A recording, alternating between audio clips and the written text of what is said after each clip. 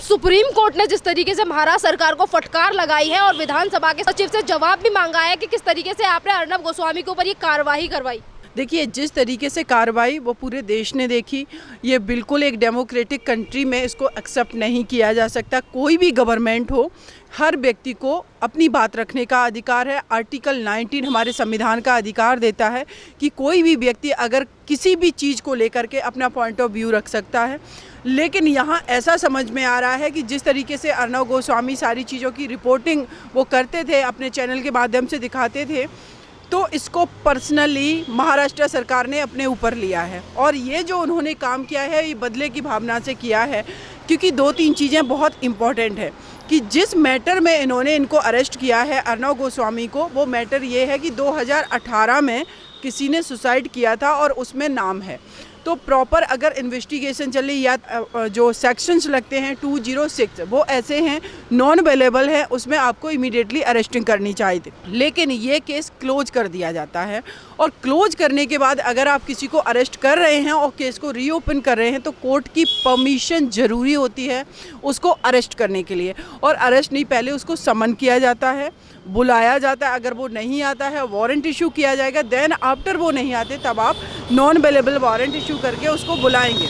हालांकि ये जो सेक्शन है ये नॉन अवेलेबल है, लेकिन इमीडिएटली नहीं किया गया तो क्लोज होने के बाद फाइल ये प्रोसेस होता है, जो कि इनको नहीं किया गया। दूसरा इम्पॉर्टेंट बात यह है कि माननीय सर्वोच्च न्यायालय ने फटकार लगाई है, तो निश्चित रूप से कि देखिए हम एक डेमोक्रेटिक कंट्री में रह रहे हैं, यहाँ हर किसी को बोलने का, अपनी बात करने का अधिकार है। संजय राउत उन्होंने जिस तरीके की अभद्र भाषा का प्रयोग किया तो गवर्नमेंट को तो अपने ही व्यक्ति को जेल में डाल देना चाहिए था, लेकिन ऐसा उन्होंने क्यों नहीं किया। लेकिन ये अपनी व्यक्तिगत बदले की भावना से कि सुशांत सिंह राजपूत के साथ जो किया, क्योंकि सब लोग उनको डिक्लेयर करने में लगे कि सुसाइड है, आप तो बाद में सुसाइड डिक्लेयर करोगे ही, क्योंकि एविडेंसेस सारे आपकी पुलिस ने मिल करके उनको मिटा दिए थे। तो इस तरीके से, और उस पर सिर्फ अर्नब गोस्वामी नहीं बोल रहे थे, इस पर पूरा देश बोला, हर देश के कोने का, अब्रॉड में भी लोग बोले कि जिस तरीके से सुशांत सिंह राजपूत का लिगेचर मार्क था वो कहीं से भी सुसाइड वाला नहीं था। इस पर उन्होंने भी किया, जो भी उनका डिबेट डिस्कशन हुए, बहुत सारे टाइम तक उन्होंने इस मैटर को उठाया। इसका मतलब ये नहीं कि जो मैटर 2-3 साल पहले हुआ उसको आप इस तरीके से रीओपन करके कि वो एक बैठे हुए हैं कमरे में अपने सोफे पर, उनको धक्के मारे जा रहे हैं। और अब तो मुझे पता चला है कि शायद उनकी वाइफ और उनके बेटे के ऊपर भी एलिगेशन लगा दिया गया है, उन पर FIR लॉन्च की गई है। तो किस तरीके की ये कंट्री में, डेमोक्रेटिक कंट्री में, कि इस तरीके से तो बदले की भावना से, जहाँ पर नॉन BJP गवर्नमेंट है वहाँ पर जो लोग BJP के सपोर्टर हैं उनके खिलाफ ऐसा करोगे, या जहाँ पर BJP की गवर्नमेंट है उसके अदर पार्टी के सपोर्टर हैं उनके साथ ऐसा किया जाएगा। तो हमारी कंट्री में जो हमारा संविधान एग्जिस्ट कर रहा है उसकी मूल भावना कहाँ बची, उसको तो आप लोग तार कर रहे हैं। तो ये चीज़ें एक्सेप्टेबल नहीं है। शरण मैम, जिस तरीके की चीज़ें सरकार की तरफ से की गई हैं और पुलिस की तरफ से की गई हैं, तो सुप्रीम कोर्ट ने ये भी कहा है कि पहले अपने अफसरों को समझाइए, उन्हें भी फटकार लगाइए अफसरों को कि किस तरीके का व्यवहार उनकी तरफ से किया गया। धमकियाँ भी दी जा रही हैं अर्नब गोस्वामी को कि तुम्हें दिवाली तक अपनी जेल में रखेंगे। देखिए, ये धमकी तो सैरन में बात करूं कि ये सिर्फ महाराष्ट्र सरकार की नहीं, ये हम पूरे भारत की बात करेंगे कि हमारे भारत में पुलिस सिस्टम है वो इतना निरंकुश हो चुका है। तो इनकी जो निरंकुशता है उस पर उंगली उठनी ही चाहिए। पहले भी माननीय सर्वोच्च न्यायालय ने उत्तर प्रदेश के जो DIG हैं उनको भी फटकार लगाई, और जो यहाँ के इलाहाबाद हाई कोर्ट की जो लखनऊ बेंच है उन्होंने भी इनको कटघरे में खड़ा किया कि आप पुलिस हैं, लेकिन इसका मतलब ये नहीं कि आप एब्सोल्यूट हैं, सब कुछ आपके पास। वैसे ही महाराष्ट्र सरकार कर रही है कि आप एक तरीके से एक व्यक्ति जिसका फंडामेंटल राइट है, जिसकी अपनी एक डिग्निटी है, उसको आप इस तरीके से खींच करके ज़बरदस्ती बैन में घुसा रहे हैं। तो ये क्या तरीका है? अगर वो नहीं आ रहे थे तो आप कोर्ट से ऑर्डर करवाते, कोर्ट उसको प्रोड्यूस, और अगर वो नहीं आते देन प्रोसेस है कि कोर्ट अवमानना का नोटिस भी जारी कर सकता है, बाद में उनको अरेस्टिंग करवा सकता है, कंपेल कर सकता था। कई एक प्रोविज़न है जैसे कि समन है, बेलेबल ऑफेंस है, नॉन बेलेबल ऑफेंस है, वो नॉन बेलेबल वारंट है, सॉरी, के अलावा कुर्की का भी प्रोविज़न है, ये सारा एक प्रोसेस का पार्ट है, लेकिन इस तरीके से तो ये तो एक्सेप्ट नहीं किया जा सकता। पत्रकारिता के क्षेत्र में जिस तरीके की चीज़ें अर्नब गोस्वामी ने चीज़ों सामने रखी, चाहे वो पालघर का मुद्दा हो, सुशांत सिंह राजपूत का मुद्दा हो, पर इन सारी चीज़ों में जिस तरीके से पर्सनली दुश्मनी निकाली जा रही है, 2 साल पुराना केस जिसका जिक्र अभी आपने भी किया, जिसे 2019 में इसी पुलिस ने बंद कर दिया था। अगर ये केस की इन्वेस्टिगेशन करनी थी तो अभी तक वो लड़की कहाँ थी? अभी तक जिस व्यक्ति ने आत्महत्या की थी, अभी तक उनकी बेटी ने क्यों कोई आरोप नहीं लगाया था? क्यों वो अभी तक जेल नहीं, क्यों अभी तक पुलिस वालों के पास नहीं गई थी? अचानक से जैसे ही दुश्मनी आती है, जैसे ही अर्नब गोस्वामी इनकी नज़रों में खटकने लगते हैं, सारी चीज़ें खुलकर सामने आ जाती हैं। देखिए सेरेन, हमारा देश जो है मुझे लगता है कि 2 भागों में बटा, 2 विचारधाराओं में बटा नज़र आता है। या तो लोग यहाँ राइटिस्ट हैं या यहाँ लेफ्टिस्ट हैं, लेकिन इनके चक्कर में मेरा जो कंट्री है वो पीछे चला जा रहा है। ये सबसे बड़ी विडंबना है कि अगर पालघर के साधुओं पर जिस तरीके से उनकी लिंचिंग हुई, उनको मार दिया गया, उस पर अगर कोई व्यक्ति आवाज़ उठा रहा है तो उसको कहा जाता है कि आप राइट विंग हो, और अगर कोई मुस्लिम्स के फेवर में उठाता है तो उससे कहा जाता है लेफ्ट विंग हो।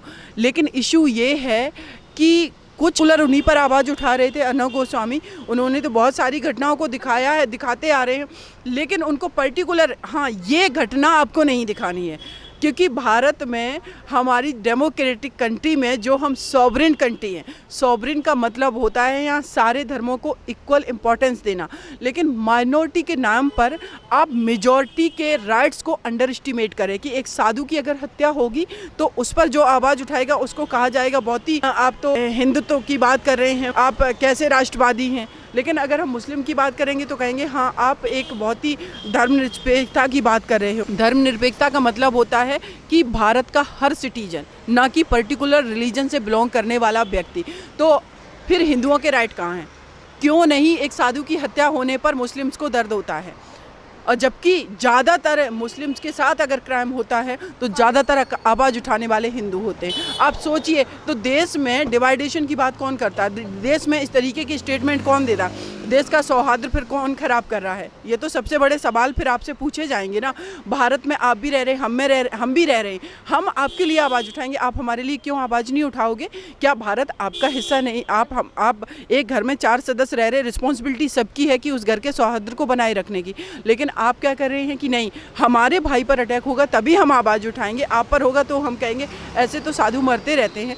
तो इस तरीके की चीज़ें तो ख़त्म होनी चाहिए ना, क्योंकि हमें भी तो उतना ही विश्वास हो ना कि आप मेरे अपने हो, जितना लोगों को कॉन्फिडेंस है हम लोगों पे कि भारत का जो हिंदू आबादी है वो एक्चुअल में इतनी लिबरल है, इतनी पोलाइट है कि वो हमारे लिए फ़ाइट करती है, चाहे हम आगे आके फाइट ना करें। तो इस तरीके तो बातें उठनी ही चाहिए, उन पर डिबेट डिस्कशन होना चाहिए, क्योंकि हम एक राष्ट्र हैं, हमारी एक भौगोलिक सीमा है।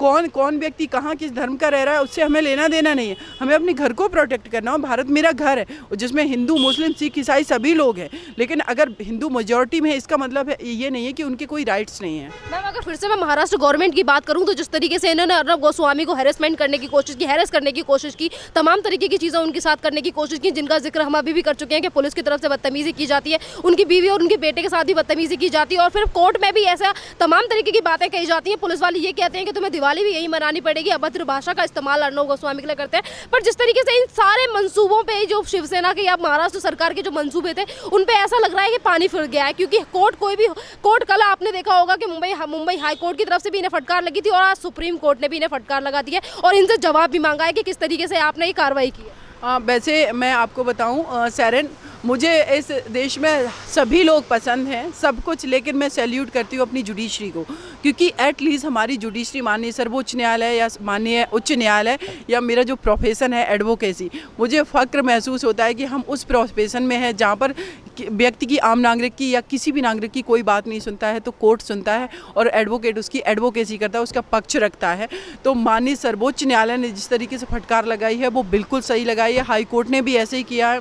कंगना रनौत का मैं ये नहीं कहती हूँ कि वो सही उन्होंने पोजीशन वहाँ पर था या गलत था जो उन्होंने हाउस अपना बनाया था ऑफिस, लेकिन इस तरीके से डिमोलिश करना, आपने सुबह नोटिस लगाया, आधे घंटे में डिमोलिश करे, एक प्रोसेस का पार्ट है।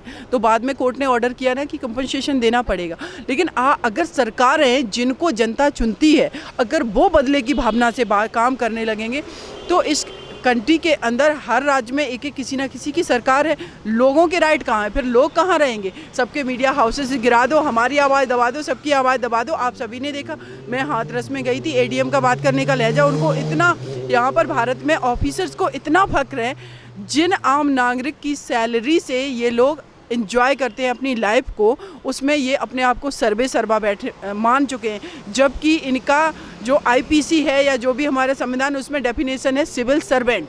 आप एक सर्वेंट हो, हम लोगों के नौकर हो, नौकर की तरह मत रहो।